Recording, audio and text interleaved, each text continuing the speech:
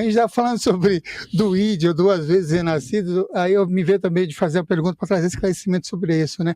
O que seria a chamada segunda morte? E isso depende de quem te fala. Eu vou pegar o tradicional, depois eu adapto na área da projeciologia para comparar. Primeira morte é o descarte do corpo humano. O corpo humano não é só matéria, é energia. Então há um campo energético envolvendo o corpo que os teosofistas chamaram de duplo etérico, Rosa Cruz chamaram de corpo vital, o pessoal da conscienciologia chama de holochakra, por exemplo, mas eu vou chamar de duplo etérico porque a maior parte da literatura desses temas chama de duplo etérico, é um campo energético da matéria que é o tempo de vida da pessoa. Na hora que a gente partir para o lado de lá, Samuel, o corpo humano desce para a terra, ou para o fogo, se for por cremação, e o duplo etérico, a energia que sobrou é diluída na terra ou no fogo, porque é uma energia desse plano. Então, a primeira morte é o descarte da matéria e da sua energia, que é o duplo etérico. Sendo que essa energia pode se dissolver na hora ou levar dias para dissolver, mas ela ainda é parte da primeira morte. Tá? O tempo passa, a pessoa vai escalonando subplanos extrafísicos, e isso que eu estou falando, a pessoa pode comparar na literatura ocultista, espírita, porque vai dar no mesmo no final, apesar da nomenclatura diferente. Subníveis de planos, quando você chega na borda do plano mental, quer dizer, o plano astral mais avançado na borda do plano mental, e no plano mental não teria nem forma, porque o corpo astral ainda tem alguma forma. Alguns seres que já estão num nível evolutivo muito alto, depois de várias vidas, não é uma vida só não dá para nada, elas estão na borda do plano mental e o corpo astral delas é uma esfera de luz já totalmente translúcida. Em algum momento essa pessoa vai se soltar para o plano mental, largando o corpo astral com o rompimento do cordão de ouro, que é a conexão entre o corpo astral e o mental, e entre o astral e o físico, o cordão de prata. Não é prata nem ouro, são metáforas. Prata é segundo lugar, ouro é o primeiro. Então, os ocultistas falavam de um cordão de ouro que interligaria o corpo mental ao corpo psíquico, chamado psicossoma, perispírito, corpo astral, o corpo espiritual. Então, quando o espírito se libera da roda reencarnatória e passa para outro plano, rompe-se o cordão de ouro, o corpo astral dissolve. Não sobra cascão astral nenhum, isso é um dos mitos. Por que cascão que vai sobrar? Uma bola, cara? Um cara que está na borda do plano mental, que cadáver astral que ele tem, né? Então, passa como mente pura para o plano mental e o corpo astral se dissolve. Isso seria chamado de segunda morte, já que a primeira morte é o descarte do corpo com o duplo e a segunda morte é a passagem para lá. Toda a tradição espiritualista em geral sempre tratou dessa forma. Tá, o que acontece? Surgiu um autor inglês chamado Robert Krukol, que publicou uma obra espetacular em 1961, que é o Estudo e a Prática da Projeção Astral, nunca saiu em português. Ele publicou 9 obras, até desencarnar em 1983. Robert Krukol era inglês. E qual era a visão que um britânico tinha sobre o povo da Índia? A Índia recém-liberta do colonialismo inglês. O que o inglês pensava? Um povo cheio de superstição, não é cristão. A visão do britânico era pejorativa naquela ocasião, em cima da ex-colônia. Então, Robert Krukol, como bom inglês, não gostava de coisa hindu. Então, também não gostava de coisa mais ocultista. Então, ele foi criando uma abordagem própria. No Brasil, já na década de 80, tinham 2 caras que adoravam o trabalho do Robert Krukol e que importavam os livros dele, Valdo Vieira e Hernani Guimarães Andrade, ambos pesquisadores excelentes, o Hernani mais na área da parapsicologia, o Valdo na área da projeciologia, que foi o neologismo que ele criou, e ambos seguiram o padrão do Robert Krukol, que era o seguinte: primeira morte, descarte do corpo humano. Segunda morte, o descarte do duplo etérico. E terceira morte, o descarte do corpo astral. Criaram um estágio a mais, porque consideraram o duplo como um veículo. Mas você não se projeta no duplo para fora, ele não é um veículo, é uma interface entre o astral e o físico. Então, para facilitar, eu coloquei da seguinte forma: primeira morte, estágio A, descarte do corpo humano. Primeira morte, estágio B, o descarte do duplo. Segunda morte, a passagem para o plano mental. Fica mais didático. Então, a questão de segunda morte depende de quem está te falando. Mas a tradição espiritualista é primeira morte, o descarte do corpo com o duplo, segunda, o descarte do corpo astral.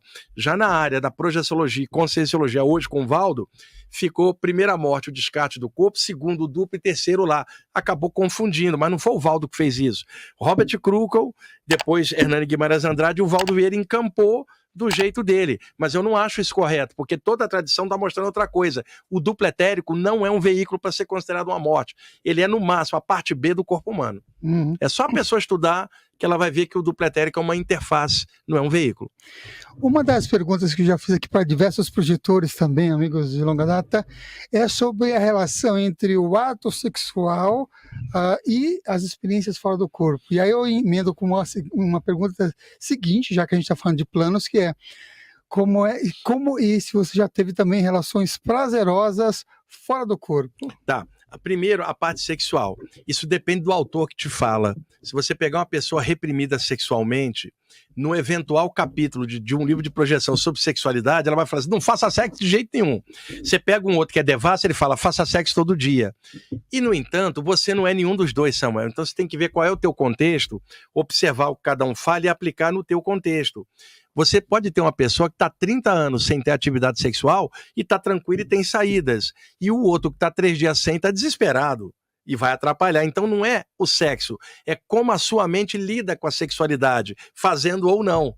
E isso é de cada um individual. Agora, tecnicamente falando, pegando a média da população mundial, incluindo eu e você, tecnicamente falando, depois de um ato sexual, você está mais relaxado, os hormônios liberou endorfina, você tem prazer e com prazer você relaxa. Muito mais difícil se você está todo tenso. Mas eu não estou dizendo que tem que fazer sexo para sair, porque a outra pessoa não fez sexo e está muito bem com ela mesma. A questão é, aquilo que relaxa ajuda na saída. E o sexo, é claro, com alguém que você gosta, dentro de um relacionamento. Não estamos falando de saidinha aleatória, mas de relacionamento, favorece você estar bem, relaxado, mas não significa que tem que fazer para sair. Então eu sou muito contra autores radicalizarem que não tem que fazer ou tem que fazer. Não, descobre o seu jeito, fazendo ou não, o que te deixa bem. O que te deixa bem favorece tudo. É uma questão lógica. E na saída do corpo, pode acontecer, Samuel, por exemplo, você tem sua esposa, tem 2 filhos, você está viajando na Suécia, você teve uma projeção, ela teve a projeção, vocês podem dar um abraço de luz, vocês são parceiros numa fusão de luz, que não é sexo, os genitais estão nos corpos. Você está aqui, uma fusão de luz, e um se sentir bem com o outro, que seria um prazer extrafísico de uma dupla, que tem uma conexão. Agora imagina, Samuel, que você não tivesse casado, você está solteiro, você sai do corpo e aparece uma presença espiritual que é de outra vida, que já teve relacionamento com você, e ocorre uma fusão por sintonia. O que eu estou falando não tem nada a ver com assédio sexual extrafísico, que apela para o erotismo e enganação. Estou falando de luz com luz, cara, que não, nem depende de genital ou forma física. Isso existe, eu já tive, tá? E nós temos conexões de outras vidas que a gente não lembra, conexões mais altas que a gente não tem noção. Você sai do corpo, aparece um ser de luz e funde com você, que maravilha. Agora, você sai do corpo, aparece um ser atrapalhado que tenta te enganar, você perde energia. Então, o lance é, não podemos aplicar a moral humana daqui. Nós estamos falando de algo de outro plano, totalmente diferente. Até o ponto de eu dizer que a consciência cósmica, ou samadhi, ou expansão, seria a fusão com Deus, cara, que seria a grande relação de todos. Uau, que beleza, hein?